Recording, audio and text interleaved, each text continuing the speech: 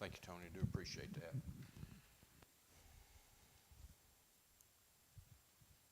Okay, this morning's lesson, of course, is integrity and credibility as biblical leadership. That's extremely important, to say the least. And it's basically building a Christian life of trust and honesty.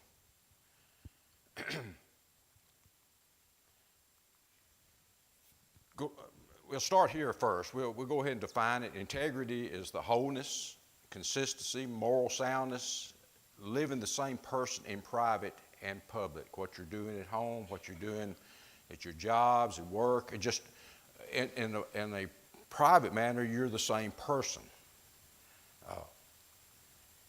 The integrity of the upright guides them, Proverbs 11:3. So it's your integrity that, and as we get to go through this lesson, you'll see that your integrity that guides your life in general, who you are. Credibility is the trust earned when a leader's life matches their message. So a leader is above reproach are required in the church, 1 Timothy 3:2. In a church leadership context, credibility and integrity are often used interchangeably, but they represent two distinct pillars of influence. Credibility is the outward perception of your competence and trustworthiness, while integrity is the inward alignment of your values and your actions.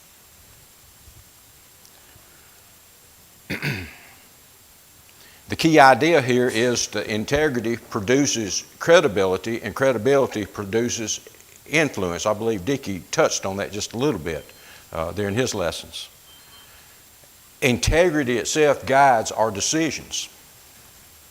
Proverbs 11:3, I just read just a moment ago, but I continue, it says, the integrity of the upright would guide them, but the crookedness of the treacherous will destroy them. So, really, integrity in itself acts as a compass. It gives us guidance. And the idea is that leaders without it will eventually collapse. While leaders live consistently, their lives become a testimony to the world. So your integrity and your credibility is generally should be consistent with one another. So integrity itself protects you from moral failure. So there are practical ways to build credibility and integrity. Be truthful in your speech, Ephesians 4:25. Follow through on your commitments, Matthew 5:37. Act consistently, whether in public or private, Psalms 15:1 and 2. Admit mistakes and seek forgiveness when necessary, James 5:6. And let your actions reflect Christ's teaching, Colossians 3:17. Jesus demonstrated perfect credibility and integrity. He kept his promises. He stated in Matthew 5:37, but let your statement be yes, yes, or no, no. Anything beyond these is of evil. And we're going to touch on that a little bit more a little bit later in the class. And Jesus spoke truth in love and lived consistently with his teaching. And we see that consistency between Jesus' life overall. As his followers, we're called to do the same.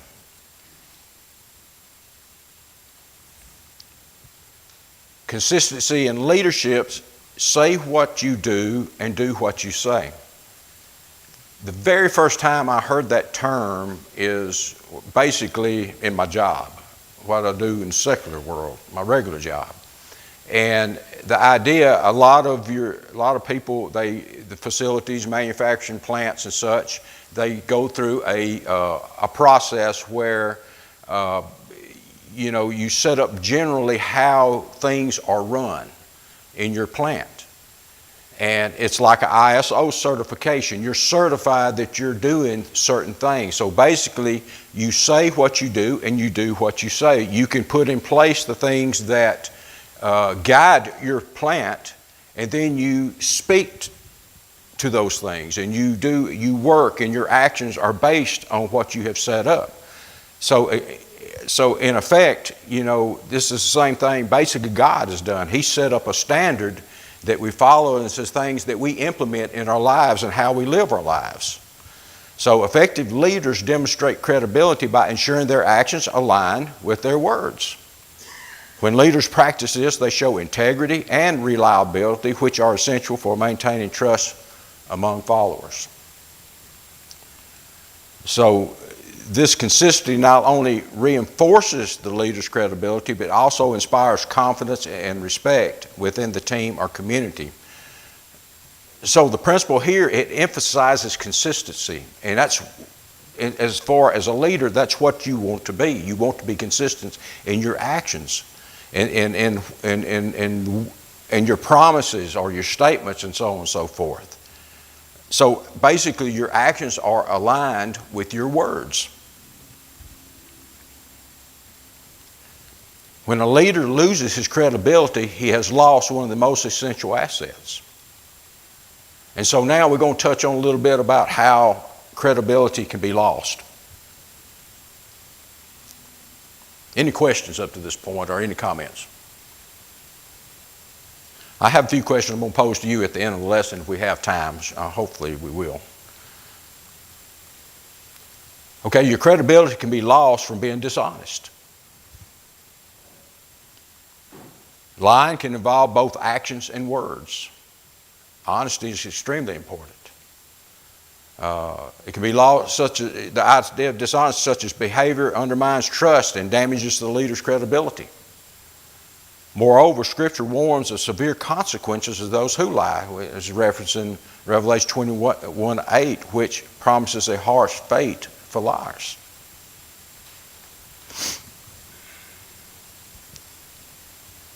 Credibility can be lost from broken promises. Credibility is notably weakened when leaders or individuals break their promises. You should always be true to your word. Always try to do and try to back up what comes out of your mouth, basically. And of course, we understand as well that there are legitimate consequences when the promises aren't kept, such as unforeseen circumstances, events, and things such as that matter. Things can happen even if a promise is made. However, I think that at that particular point, ideally, you want to be transparent. You want to make sure the ones you made a promise to are aware of these events or these obstacles that has prohibited you from keeping your promise at that point. Credibility is harmed when the act of breaking promises becomes habitual. I mean, people can see that, and they can see through that. And especially when promises are made with no genuine intention to fulfill them. If you make a promise, you won't need to back it up. You need to make sure that you're able to keep your promise when those promises are made. Additionally, an attitude that regards promises as inconsequential further undermines integrity.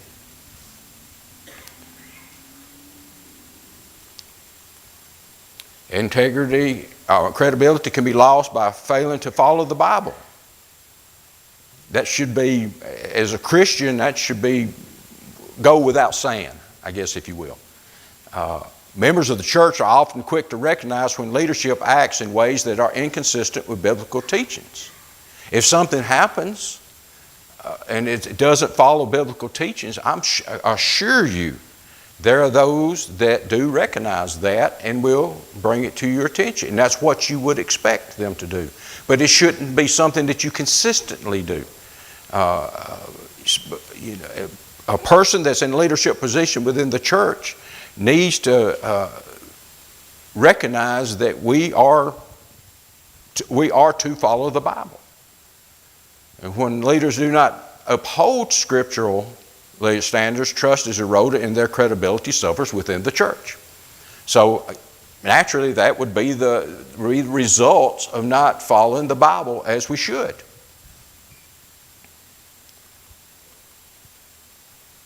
Credibility is lost by saying one thing and doing another. Consistency is essential for effective leadership. If we say we're going to move this chair over here to this line of chairs, but yet we do something different than that, that's not being credible, right? I mean, to me, that's basically lying. We do what you say and say what you do. So our actions should align with our words, or our words should align with our actions, and so on and so forth. But by doing something different, it actually damages our own integrity. So we should always keep that in mind. Although leaders are human and will inevitably make mistakes, continuously living an inconsistent life undermines their credibility. So our credibility can be destroyed. Our credibility can be lost through cover-ups. Credibility suffers when leaders cover things up. Not being transparent. And I truly think that the leadership at Mount Carmel does our best to be as transparent as possible. And I'm hoping that we all see that. We do our best to bring before the congregation things that we feel that you should know. Are there instances where things, I wouldn't call them cover-ups, but we can talk about that in just a few moments. While Scripture instructs believers to resolve issues privately at first, following the guidance of Matthew 18:15 through 20, there are occasions when matters that should be addressed openly are instead concealed or misrepresented. This practice erodes trust among followers and undermines the integrity of leadership. Good leadership requires wisdom, and this, of course, is highlighted in James 1:5. Leaders must exercise discernment, but honesty must always be the foundation of it. And discernment, basically, not necessarily what we call things covering up. Sometimes things may not need to be made private at some point, made public at some point. And again, that's the idea of discerning the times that these things should be held, say within the eldership, and not brought before the congregation. But again, we basically need to use our wisdom, our discernment to make good decisions, and these things that will not be questioned by the followers, by the congregation. Procrastination. Does anybody know what that means? Or does everyone know what that means?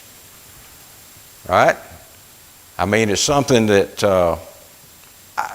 I have a feeling that just about everyone is guilty of procrastination to some degree. Hey, why do I have to do it today when I can do it tomorrow? But the idea is, why wait till tomorrow to do something that you can do today? And as leaders, that's something that is not a good example to those that's around you. Instead of addressing issues promptly, leaders postpone action or recommend that solutions be implemented at a later time. And then over time, such patterns erode trust and confidence as followers recognize the lack of decisive leadership. It's making decisive decisions and acting on those decisions as soon as possible.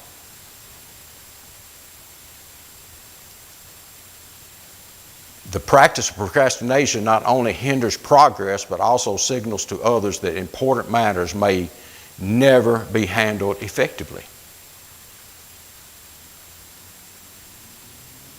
Basically, all decisions made are important.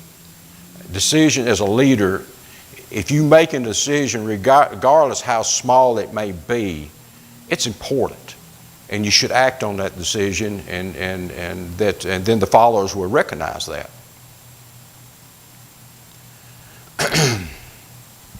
It's lost by deciding matters beforehand. Credibility is damaged when leaders make decisions prior to seeking input for those they lead. Yet give the impression that participation and opinions matter.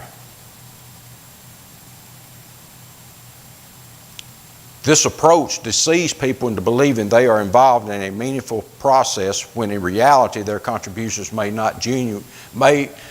their contributions have no genuine impact on the outcome. As a leader, you want to be open to suggestions. The idea here is that as a leader, you don't know everything. Okay? You don't. And there's no way you ever will. However, you do have many people that if something comes up that has the talents and has the ability and the knowledge to be able to offer help and suggestions. I do believe that the leadership here at Mount Carmel listens and is open. And hopefully everyone recognizes that.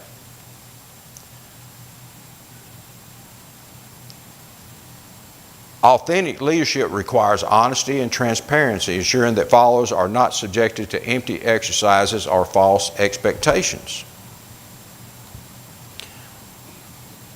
It should be open dialogue. It should be authentic collaboration between the leader and those that's following, because everyone has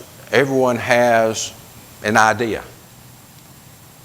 And I've learned that a long time ago, even when I was a kid, young, growing up, that I was told several times, to always watch the older generation do their work and you will learn from it. But I also found out that at the time that I actually had some ideas as well. And I would bring those ideas up. And I would submit ideas, and it would make a difference. But again, authentic leadership requires honesty and it requires transparency, and it should be a constant dialogue between the leaders and the followers.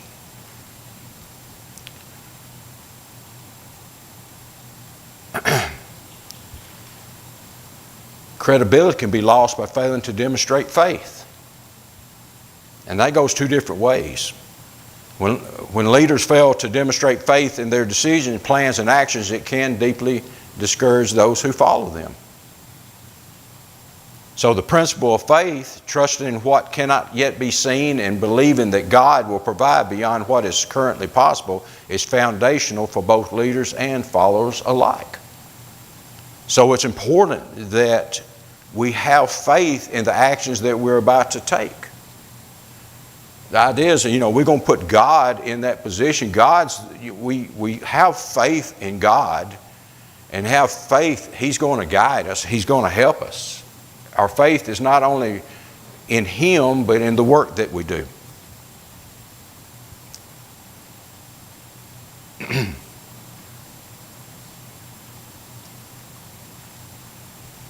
And ultimately, credibility is diminished when leaders do not model faith, leaving followers disheartened and less likely to trust in the direction being set.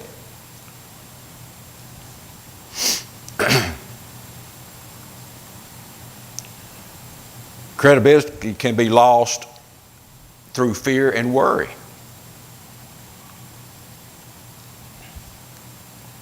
Credibility can be severely undermined when leaders allow fear and worry to shape their actions and their attitudes. Most followers are already grappling with significant challenge in their own lives, and they naturally look to their leaders for strength, courage, and positive example.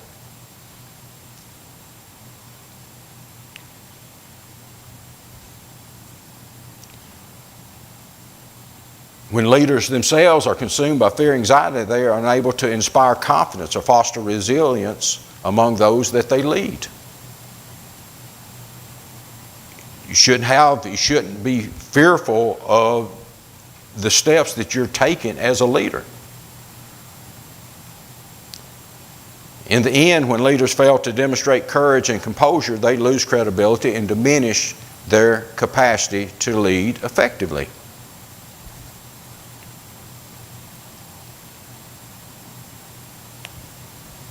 Also, credibility can be lost from lack of love and compassion.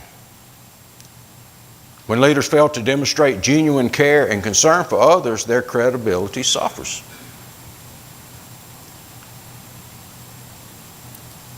Leaders' actions reflect true compassion, and lack of love is easily recognized. Authentic love and compassion are visible in everyday interactions and are central to building trust and respect among those being led.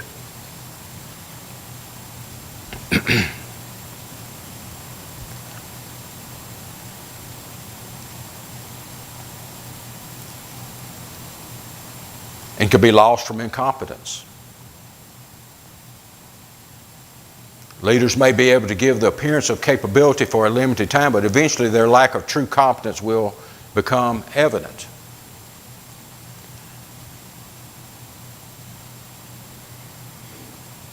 People can only fake it for so long before followers recognize the reality of the leader's abilities.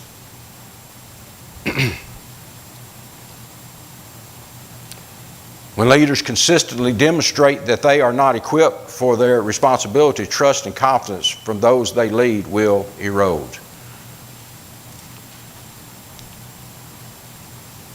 Over time, followers lose respect and may no longer be willing to support or follow their direction, as competence is essential for effective leadership.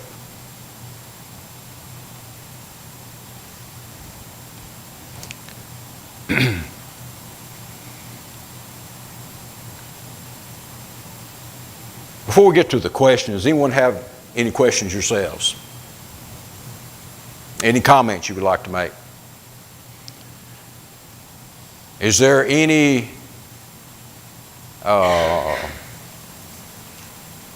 in terms of what I brought up this morning, is there any comments you'd like to make concerning the present leadership?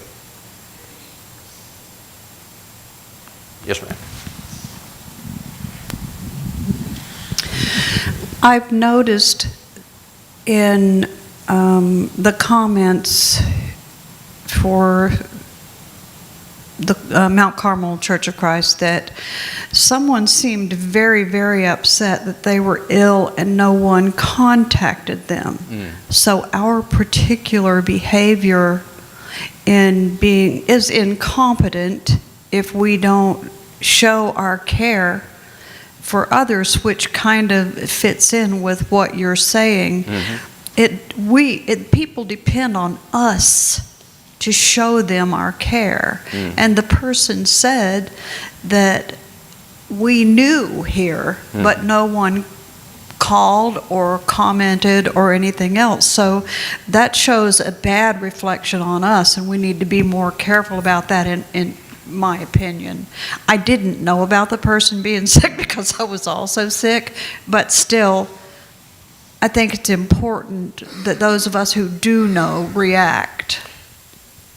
And just based on your comment there, we agree sometimes people get lost in the shuffle, so to speak, and we don't follow through like we should.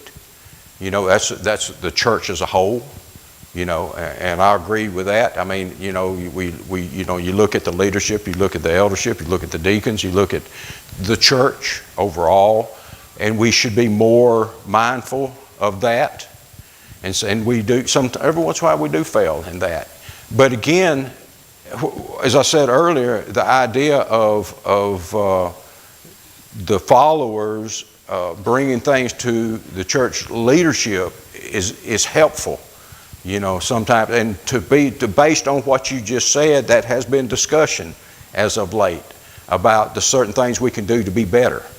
We always want to try to be better and do better in that regard, and I agree with that 100%. Yes, sir. attitude reflects leadership. Yes, sir.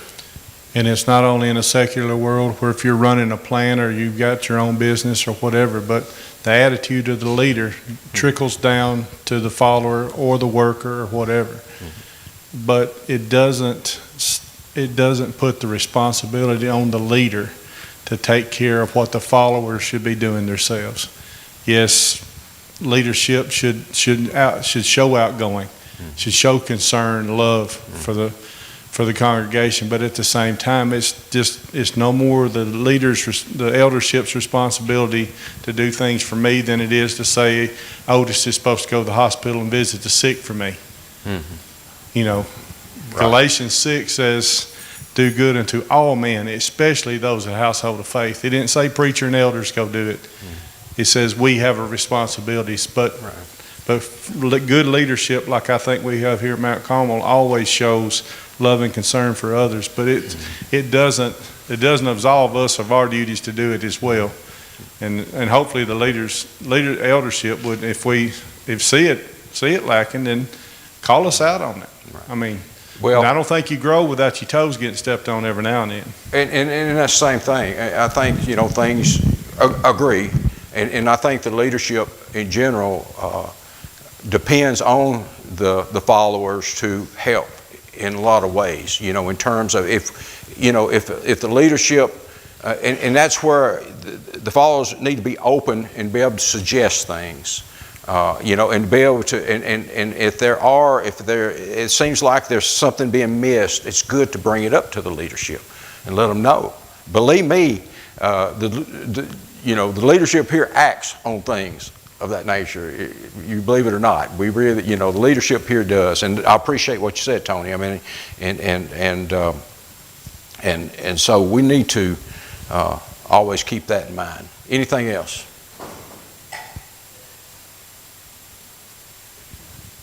If the leadership can know if you're sick, is it our responsibility to tell the church that you are sick? I mean, based on the comment that was made. Well, I mean, to a certain degree, sometimes I see what you're saying, to let people know that you're sick. Bob, is that what you're saying, Preston? Yes. If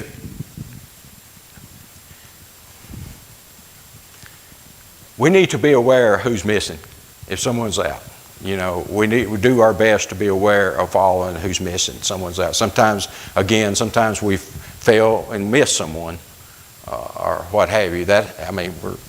We're human. I mean, we make mistakes. I brought that up just a moment ago. We do our best to recognize that so and so's sick and we need to do something about it. Are we praying for them? Absolutely. A lot of times, do we call all the time? Maybe not. But it is good. But as a church family, we need to be aware when one of our siblings is not here. We need to be aware of that if they don't show up for a while. Yes. Based on what Preston said, that was part of what I was going to say, that elders really can't respond if you don't let people know that you're sick or hurting or dealing with a problem.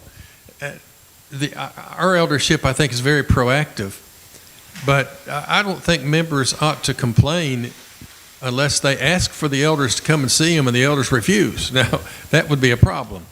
But you can't assume that an eldership knows unless you've let them know. Right. Thank you. Appreciate the comment. Ed,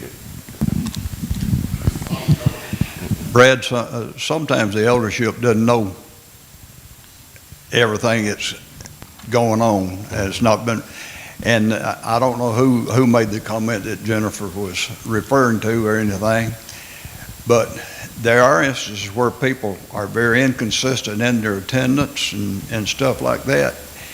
And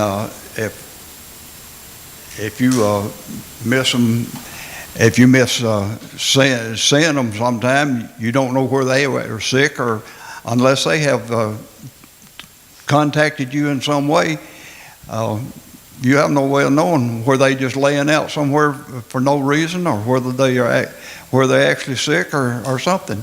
Right. But for somebody to make an accusation like that on social media is very inappropriate until they have approached somebody about why they hadn't been seen, if they notified somebody of their problems.